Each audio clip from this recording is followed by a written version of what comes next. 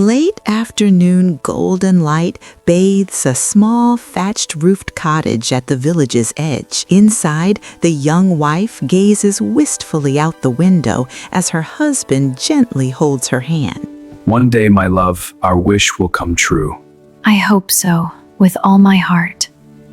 Morning light fills the cottage as the young wife, now visibly pregnant, shares her joyful news. Her husband's hazel eyes shine with happy tears as he gently embraces her. We are going to have a baby! Our dream, it's finally coming true.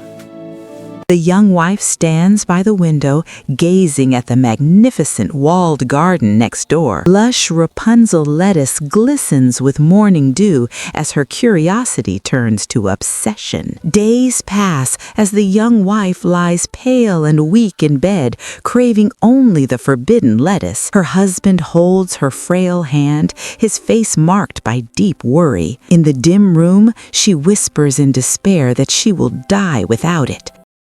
I will die if I cannot eat that lettuce. No, I won't let that happen. Night falls as the husband stares at the moonlit garden walls. Turning to his weak wife, determination replaces his fear. He promises to bring her the lettuce. Don't worry, my darling. I will get you the lettuce. But it's so dangerous. That house belongs to a witch.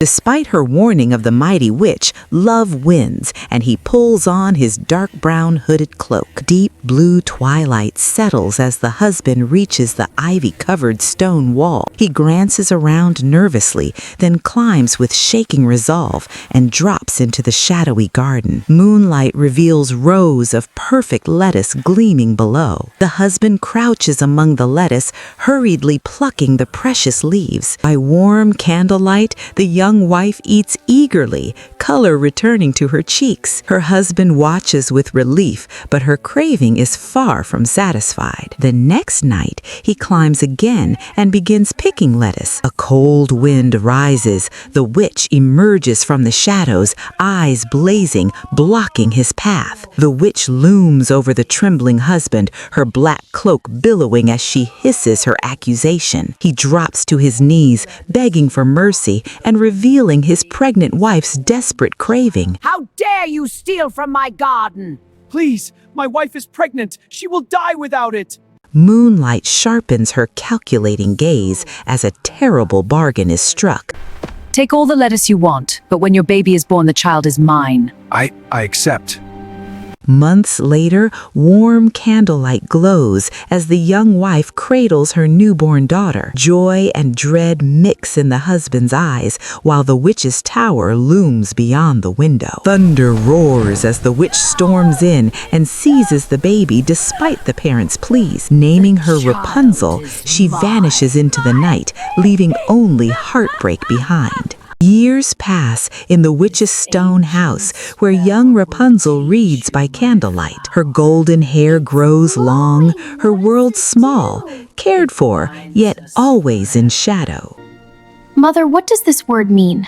That word is freedom, something you will never need. Time passes as Rapunzel grows into a stunning teenager, her golden hair flowing to the floor. She gazes out with wonder, while the witch watches her with possessive care. Deep in a dark forest, an impossibly tall stone tower rises from swirling mist. The witch leads Rapunzel forward. This lonely tower will be her new home. Inside the tower, Rapunzel stands by a tiny window, her long braid coiled at her feet. She watches birds fly free over the forest, lonely yet resigned. The world looks so beautiful from up here, but I cannot touch it. Will I ever feel the grass beneath my feet? From below, the witch calls out, and Rapunzel's golden braid spills down the stone wall. The witch climbs upward, an eerie ritual repeated every day. Let down your golden hair! Yes, Mother. Montage of Rapunzel brushing her endless hair, reading, painting, and singing to birds. Seasons pass outside her tiny window, her blue eyes filled with quiet longing, the tower both home and prison. Hello, little friend. I'm so glad you're here with me. Golden sunset floods the tower as Rapunzel perches on the windowsill, hair cascading down. Her haunting song drifts through the forest, pure and yearning, as if the trees themselves listen. I have prayed me this, love last might be begin. Dappled sunlight filters through the forest as the prince rides his white horse. He stops, hearing a distant, hauntingly beautiful voice, eyes widening in wonder, and turns toward it, captivated. What is that beautiful voice? I have never heard anything like it. I must find her. The prince reaches the base of the towering stone structure, circling on horseback. No door or stairs, only the tiny window above where the singing flows.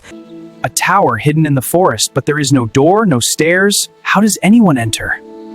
Twilight casts long shadows as the prince watches the witch call, "Rapunzel, let your hair down." The golden braid tumbles, she climbs, and the prince's eyes widen.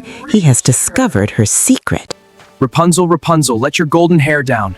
Tomorrow at sunset, I will finally meet you.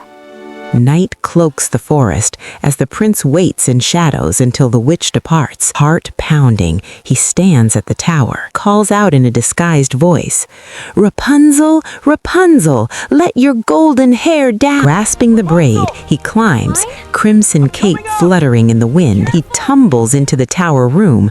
Rapunzel gasps, backing away, eyes wide with fear. Hands raised gently, he reassures her as soft candlelight flickers between them.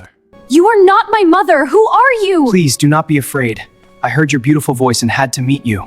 Speaking softly, he tells her he fell in love with her singing. Rapunzel's fear melts into curiosity and delight as he describes the world beyond, villages, stars, freedom, sparking a tender bond. There are so many beautiful places out there. Really? What are they like? The lights in the sky, them. I can't wait. Night after night, the prince visits Rapunzel. They laugh, share stories, and exchange small gifts, a flower, a ribbon, a mirror. Hands touch gently, songs are taught, and their innocent love quietly blossoms beneath starlit skies. Soft moonlight fills the tower room as the prince kneels holding her hands. "Will you marry me?" he asks. Tears of joy fill Rapunzel's eyes as she nods. They embrace, but worry lingers. How will she escape the tower? Night after night, silk fabrics are tied into a colorful rope coiled beside her golden hair. Rapunzel works by candlelight, smiling with hope. Freedom is nearly within reach. Daytime, as the witch brushes Rapunzel's hair, she asks innocently, "Mother, why does the prince climb my hair so much faster than you do?" Silence. The witch's face freezes. The witch explodes in anger, cutting off Rapunzel's golden braid. Rapunzel screams, clutching her jagged hair as golden locks fall like dead leaves. A storm rages as the witch banishes Rapunzel to a barren desert.